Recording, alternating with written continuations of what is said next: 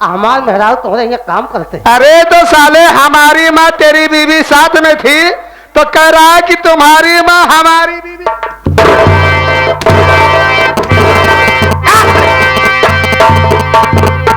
अच्छा बाबू साहब सही सही बतावा, जब तुम्हारी माई हमारे मेहरारू रही तुम्हें तो बच्चे भाई तुम्हारी माई हमारे मेहरारू रही। हरामखोर, ऐसा कहा जाता है कि उस समय में आपकी माँ और हमारी बीवी साथ में रहा करती थी और आपके पिताजी मैं साथ में रहा करता था। हाँ तो फिर क्या हुआ बे? जब तुम्हार बाबू हम रहे फिर सारा लपेट किया। तो बतिया कहा तो बाबू साहब क्या कि तुम्हार बाबू हम रहे, हमार बाबू तू रहा कि हमार बाबू और तू रहे?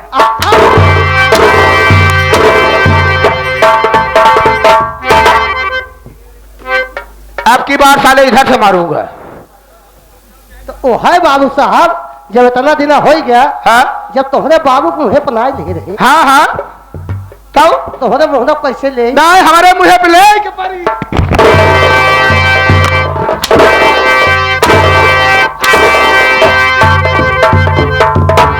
कौनो देने छूट जाएगी, बांधे लगे हैं एकदम लगे। हाँ बाबू साहब, हमारी कहा का मतलब कि आप तो पिताजी रहे और कर हम करते ही रहे, आता बहुत लिहाज करता था। अबे साले कहने का मतलब कि हमारे सामने हमारा नाम लेने में असमर्थ है। हाँ बाबू साहब, हम 2 टके के नौकर 1 कौड़ी के गुलाम, आपके सामने आपका नाम और पता नहीं बता सकता हूँ। अच्छी बात है बे। आप आए हैं, आप लोग परिचय स्वयं बताएं। एक जब बांधे टाइट तक बांधे माइक नीचे रहे हंटर चवा में बनाई टूट जाए कहीं नुकसान कहीं दिहन। हाँ तो बाबू साहब आप बताएं। हाँ तो दूर दराज से आई हुए पिता तुल्य बुजुर्ग नवयुवक साथी, आई हुई माताएं और बहनों तथा नन्हे मुन्ने बच्चों, यहीं से हमारे राजूबिंद की नौटंकी का ड्रामा यानी संगीत चालू हो रही है। आप सब संगीत पर गौर कीजिएगा। वादा नहीं विश्वास करता हूं कि सुबह 7 बजे तक आप लोगों को कुछ न कुछ नसीहत देकर जाऊंगा और आप लोगों से कुछ न कुछ नसीहत लेकर जाऊंगा। साथियों, ये आप लोगों का जिला इलाहाबाद और प्रयागराज नहीं है, आप बल्कि हमारा जिला आजमगढ़ है। आजमगढ़, इसी आजमगढ़ जिला आजमगढ़ गांव विनयपुर का रहने वाला मैं, गांव विनयपुर का रहने वाला, मेरा नाम जमींदार बाबू सिंघानिया सिंह है। बाबू सिंघानिया सिंह है, जमींदार बाबू सिंघानिया सिंह है। सिंघानिया वो सिंघानिया है सीताराम, आप सिंघानिया वो सिंघानिया है कभी ना सर झुकाता है और बगावत किया जिसने ना माइक का समूह ससुरा मौत के घाट जाता है। अरे उठे जिस पे सिंघानिया की नजर, आप उठे जिस पे सिंघानिया की नजर, माना की बादल घड़घड़ात बा। अरे है कातिल तोरे खुनवा बदे हमरा राइफल के गोलिया तड़फड़ात बा। लेकिन वे सीताराम, आप आज मैं तुझे एक राज की बात बताऊंगा। कौन सी बात? जब मैं मुझसे एक मेरी छोटी बहन है, हाँ, जिसका नाम उर्मिला है, हमारी बहन को जन्म देने के बाद हमारी माँ इस दुनिया को छोड़कर चली गई। हाँ, भगवान को प्यारी हो गई। ये सदमा पिताजी बर्दाश्त नहीं कर सके और कुछ ही दिनों के बाद पिताजी भी इस दुनिया को छोड़कर चले गए। सारी जिम्मेदारी मेरे पे आ गई बे। हाँ, उस समय मैं इसी आजमगढ़ शहर में पढ़ाई कर रहा था। जब पिताजी मर गए सारी जिम्मेदारी हमारे ऊपर आ गई। हाँ, तो मैं अपनी पढ़ाई को बंद कर दिया बे। जब पढ़ाई को बंद कर दिया तो मैं यहां से बॉम्बे चला गया। हाँ, क्योंकि महाराष्ट्र में हमारा लूम का कारखाना कपड़े की मिल है, जहां पर 24 जोड़ी लूम था। अचानक हमारी फैक्ट्री में आग लग गई। अचानक हमारी फैक्ट्री में आग लग गई। वहां से फोन आया कि बाबू साहब फैक्ट्री में आग लग गई है, काफी नुकसान हो गया है, तत्काल चले आए। हाँ मैं यहां से महाराष्ट्र पहुंच गया। कारखाने का काम शुरू करने में लगभग 6 महीने का समय गुजर गया। लेकिन उसके बीच में एक राज की बात है मैं जिस कॉलेज में पढ़ता था ना, उसी कॉलेज में एक लड़की पढ़ा करती थी जिसका नाम नंदनी था। नंदनी नंदनी मुझे चाहती थी, मैं नंदनी को चाहता था। एक दिन कॉलेज में लंच हो गया। मैं अपने नाश्ते का टिफिन दान लेकर बागीचे में चला गया और एक पेड़ के नीचे नाश्ता करना शुरू कर दिया। जब मैं वहां नाश्ता करना शुरू किया तो घूमते घूमते मेरे पास आकर नंदनी बैठ गई। मैं नाश्ता कर रहा था, नंदनी मुझे देख रही थी। देखते ही देखते उसके मन में ना जाने क्या आया, हमारे हाथ को पकड़ लिया और कहा, Babu Singhania Singh, I love you. मैं तुमसे प्यार करती हूँ और तुमसे शादी करना चाहती हूँ। इतनी बात सुनने के बाद मैं आवेश में आ गया। मैंने जूठे हाथ को उसके सर पर रख दिया। मैंने कहा, नंदनी, तेरे सर की सौगंध खाकर कहता हूँ, शादी करूंगा तो तुमसे करूंगा, अन्यथा सारी जिंदगी कुंवारा बिता दूंगा। सही बात, सही बात, सही बात। लेकिन बे सीताराम, ऐसा कुछ नहीं हुआ, क्योंकि जब मैं बॉम्बे महाराष्ट्र चला गया ना, उसी बीच में नंदनिया की शादी हो गई। जब मैं वहां से वापस आया, नंदनी से मिलने के लिए नंदनी के घर पर गया तो उसका पिता रमैया मिल गया। मैंने कहा, चाचा, नंदनी कहाँ है? मैं उससे मिलना चाहता हूँ। उस समय रमई मुझे डांट कर कहा, अरे सिंघानिया, जा यहां से वापस लौट जा, आज के बाद तुझे नंदनी नहीं मिलेगी। मैंने कहा, चाचा जी, क्यों मजाक करते हो आप? आखिर बात क्या है?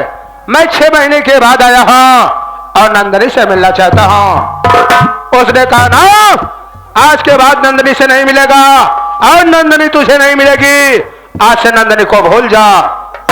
मैंने कहा, क्यों? उसने कहा, इसलिए कि मैंने नंदनी की शादी कर दिया। उसकी बात सुनने के बाद मैंने पूछा, उसकी शादी कहाँ हुई? तो बताया कि देख सिंघानिया, मैं अपनी बेटी की शादी इसी चंदनपुर गांव में कल्लू किसान के साथ कर दिया हो। आज से नंदनी को भूल जा। इतनी बात सुनने के बाद मुझे गुस्सा आ गया। मैं अपने राइफल में गोली को लोड किया और हरामजादे को गोली मार दिया। वो साला वही तड़प कर मर गया। वहां से घर आया, घर से अपने गाड़ी को निकाला, मैं सीधा चंदनपुर पहुंच गया। चंदनपुर पहुंचने के बाद चौराहे पर पता किया कि कलुआ किसान का घर किधर है। तो लोगों ने बताया कि बाबू साहब, इस चौराहा से ये जो चक्रोट जा रहा है, 500 मीटर दूर पर सबसे पहला घर कल्लू किसान का है। मैंने कहा, वहां पर हमारी चरपहिया नहीं जा पाएगी। लोगों ने बताया, नहीं बाबूजी, यहां से पैदल जाना पड़ेगा। चरपहिया चौराहे पर खड़ी किया, बे अपनी बंदूक को उठाया और वहां से सीधा कलुआ के घर पर जाने लगा। जिस समय उसके घर से कुछ दूर ही रह गया ना, तो मैं क्या देख रहा हूं बे, नंदनिया अपने पति कलुआ को 100 की नोट और एक थैला पकड़ा रही है। कह रही है कि स्वामी जी, आज घर में पकाने के लिए सब्जी नहीं है, आप चले जाओ बाजार और सब्जी लेकर आओ। इतनी बात सुनने के बाद मैं वहां से रिटर्न हो लिया। मैं आकर उसी रास्ते में छुप कर बैठ गया जिस रास्ते से उसे चौराहे पर जाना था। कुछ देर के बाद देखा तो सामने से कल्लू आ रहा था। मैंने दाहिने देखा, कोई नहीं दिखाई दिया। मैं पीछे मुड़ के देखा, कोई नहीं दिखाई दिया। बाएं देखा, कोई नहीं। सामने साला कलुआ नजर आया। मैंने बंदूक को उठाया, 1 2 3 हरामजादे को गोली मार दिया। मैं ओ हरामजादा वहीं पर गिर गया। लेकिन मजे की बात है कि मैंने उसके सीने में गोली नहीं मारी, बल्कि उसके पैरों में गोली मार दिया। मैं वहां से भागकर गाड़ी लिया और घर चला आया। उसे हॉस्पिटल पहुंचाने में गांव वालों ने काफी देर कर दिया। तब तक उसके पैर में जहर घुल चुका था। वे डॉक्टरों ने काफी इलाज किया लेकिन वो ठीक नहीं हुआ। अंत में उसका पैर काटना पड़ गया। वो साला विकलांग हो गया। ये बात नंदनी को रास नहीं आई। नंदनिया उसकी सेवा करते करते ऊब गई। एक दिन भागकर हमारे पास आई और रोने लगी।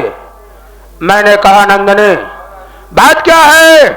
अब तो तुझे खुश रहना चाहिए, तेरी शादी हो गई है, अब तो तुझे खुश रहना चाहिए। उसने कहा बाबूजी कैसी खुशी, ये शादी मेरी मर्जी के खिलाफ हुई है। मेरे माँ बाप ने जबरदस्ती शादी मेरी एक दुआ के साथ कर दिया है, जिसकी पहली बीवी से तीन बच्चे हैं। 2 लड़का और 1 लड़की। बड़े लड़के का नाम चंदन सिंह, छोटे लड़के का नाम कुंदन सिंह, उससे छोटी लड़की जिसका नाम लक्ष्मी था।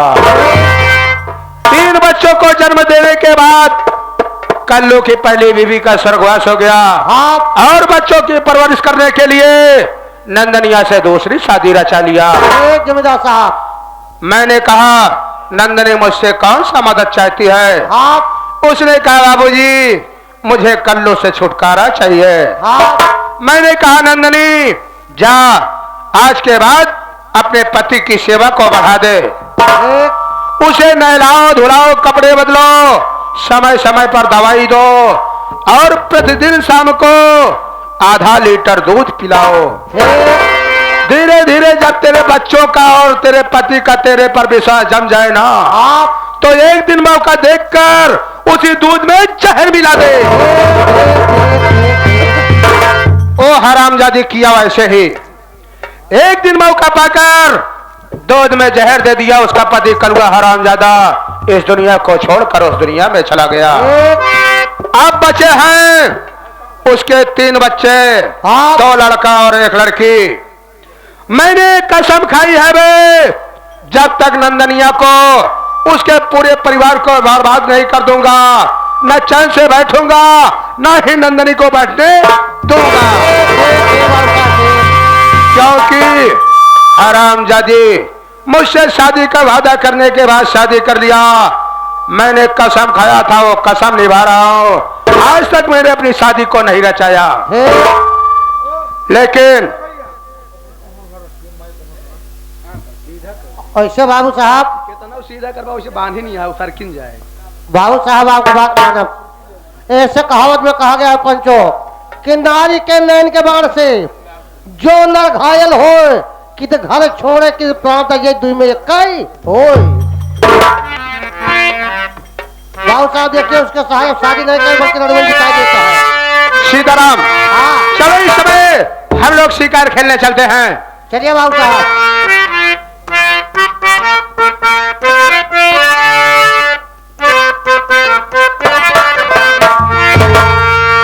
अब मजा नहीं आता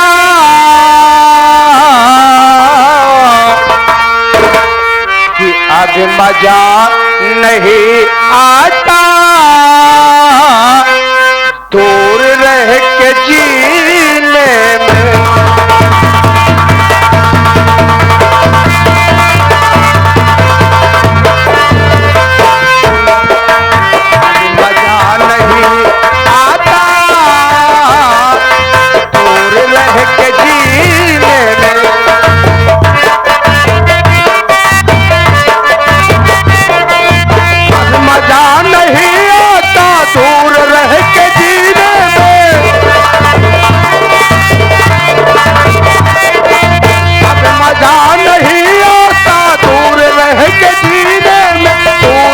के जीने